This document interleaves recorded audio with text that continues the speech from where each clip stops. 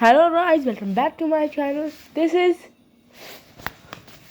for today we are going to study chapter number 2 of Pol Science, the constitutional design. शुरू करते हैं अपने हमारे चैप्टर की शुरुआत होती है नेल्सन मंडेला से।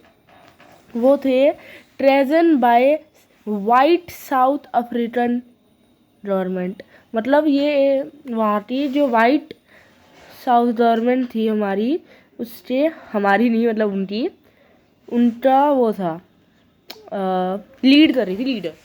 तो 1950 में वहाँ पे ब्लैक कलर्ड और इंडियन के बीच में डिश वो चल रहा था। वहाँ पे जो वाइट माइनॉरिटी वाइट कलर लोग थे वही सबसे ज़्यादा वो थे। फिर उससे बड़े ब्लैक पीपल को बहुत सारी प्रॉब्लम का फेस करना पड़ा, जैसे they are not allowed to go where the white people goes, like toilets, benches, halls, hospitals, schools etcetera. But जो वो थी अलग अलग है कोई नहीं होने दो, पर जो वाइट्स को गुड फैसिलिटीज़ मिलती थी और लग्जरीज होती थी उनकी थिंग्स, पर ब्लैक्स के पास वो नहीं होती थी। और तो और ब्लैक्स को राइट टू वोट भी नहीं था, अलाउड नहीं था, उनके पास राइट टू वोट भी नहीं था। इस सिस्टम को हम कहते हैं अपार्थाइड सिस्टम। फिर अपार्थाइड सिस्टम हटा कैसे, दे प्रोटेस्ट किया उन लोगों ने। एएनसी थी अफ्रीकन नेशनल कांग्रेस। फिर बहुत सारे वाइट्स ने उन्हें ज्वाइन किया और फिर रिबेल किया उन्होंने। फिर जो वाइट गवर्नमेंट थी वो डर रही और वो गिर रही। फिर 24 अप्रैल 1994 में जो इंडिपेंडेंस मिल जाती है ब्लैक को, और वो वाइट से एकदम फ्री हो जाते हैं। फिर वो कॉन्स्टिट्यूशन लिखते हैं।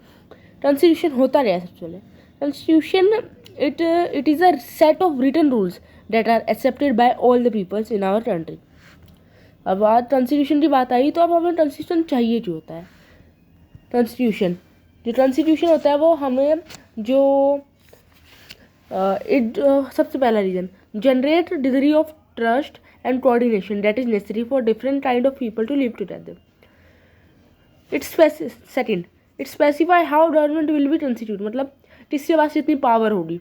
It lay down the limit on the powers of the government and tells right of the citizen, मतलब जो गवर्नमेंट थी जैसे प्राइम मिनिस्टर मोदी है वो ऐसे कुछ भी नहीं कर सकता, उससे लिमिट है पावर की, ठीक है।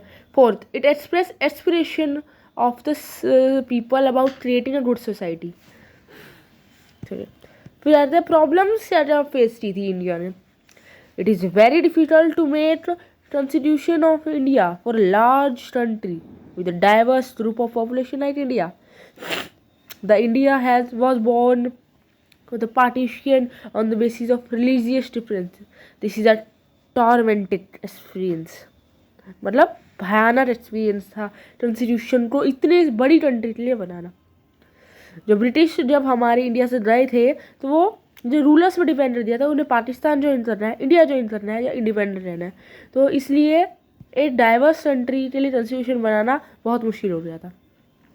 फिर कॉन्स्टिट्यूशन जैसे मोतीलाल नेहरू एंड 8 कांग्रेस लीडर ने बनाया था। एंड कॉन्स्टिट्यूशन असेंबली बनी थी 299 पीपल से साथ में बनाई थी, और 26 नवंबर 1949 तक ये बनकर तैयार हो गया था। फिर हम इस कॉन्स्टिट्यूशन को माने क्यों जो इतने सालों पहले बना था, है ना। तो इससे लिए आ जाते हैं हमारे पॉइंट्स। तो जो अब तक किसी भी पॉलिटिकल पार्टी ने हमारी लिजिटिमेसी, मतलब जो कॉन्स्टिट्यूशन की आत्मा है, मतलब उस पर जो लिखा हुआ है, उस पर किसी पॉलिटिकल पार्टी ने आज तक सवाल नहीं किया है। दूसरा, डाइवर्स ग्रुप ने बनाई है, ये नहीं है कि एक नहीं बनाई है, ये मल्टीपल रिलीजियस ने बनाई है। इसमें बहुत सारे मल्टीपल लैंग्वेजेस से थे, डिफरेंट कास्ट के पीपल थे, बताया ना 299 पीपल्स ने मिलकर बनाया है। तो और इससे और ये जो कॉन्स्टिट्यूशन है वो बहुत सिस्टमेटिक तरीके से वर्क करता है, ओपन है सबके लिए। फिर आता है कुछ व्यूज़ आ जाते हैं हमारे गांधी जी के व्यूज़ में जो लिखा हुआ है पेज नंबर 26 में। Freedom from slavery, equality, no high, no low caste, women should get equal right, live in harmony, abolishment of social events like untouchability. फिर आ जाता है हमारा प्रियम्बल में आता है, प्रियम्बल एक it is a introductory statement in a constitution which state the reason and guiding values of constitution, मतलब एक एक पेज है सबसे पहले कॉन्स्टिट्यूशन का, इसमें सब कुछ लिखा हुआ है कॉन्स्टिट्यूशन में क्या है, पूरा डिपेंड है जिसपे। उसके मेन पॉइंट्स है we the people of India, sovereign, socialist, secular, democratic, republic, justice, liberty, equality, fertility. We the people of India, ये आप कोई भी कॉन्स्टिट्यूशन लगाओ ना वहाँ पे लिखा होगा, इंडिया लिखा होगा, जैसे we the people of USA, we the people of South Africa, तो इसे लिखा जैसे कॉन्स्टिट्यूशन है वो इंडिया वालों ने बनाया है, और इसकी जो पावर है वो कभी भी अब वो जैसे राजा महाराजों वाला दोबारे जो सिस्टम है वो नहीं आ सकता है अब दोबारे। फिर आता है हमारा सोवर्जियन। सोवर्जियन होता है जैसे पीपल, जो हमारे यहाँ इंडिया में है ना डेमोक्रेसी है, डेमोक्रेसी क्या कहती है कि पीपल के पास ही सबसे ज़्यादा पावर होगी, चाहे वो एक्सटर्नल हो या इंटीरियर हो। सोशलिस्ट, वेल्थ है जो वो जनरेटेड वो इक्वल होनी चाहिए, कोई भी अमीर गरीब छोटी जाति का इनइक्वालिटी नहीं होनी चाहिए। फिर आता है सेकुलर। सेकुलर होता है सबको फ्रीडम होनी चाहिए कोई भी धर्म, जैसे अगर मैं हिंदू हूँ वैसे हिंदू ही हूँ, मुझे मुस्लिम के भगवान पसंद आ रहे हैं तो मैं मुस्लिम बन सकती हूँ, तो मुझे सिख भगवान पसंद आ रहे हैं तो मैं सिख बन सकती हूँ, कोई भी ना ऐसे मुझे रोक नहीं सकता है, तो मैं कोई भी धर्म को फॉलो कर सकती हूँ। फिर आता है democracy, a form of government where people enjoy political rights. Republic, the head of state is an elected person. With liberty, there are no unreasonable restriction on citizens, मतलब सबको अपने एक्सप्रेस रखने की इजाज़त है। Equality, the government should ensure equal opportunity to it.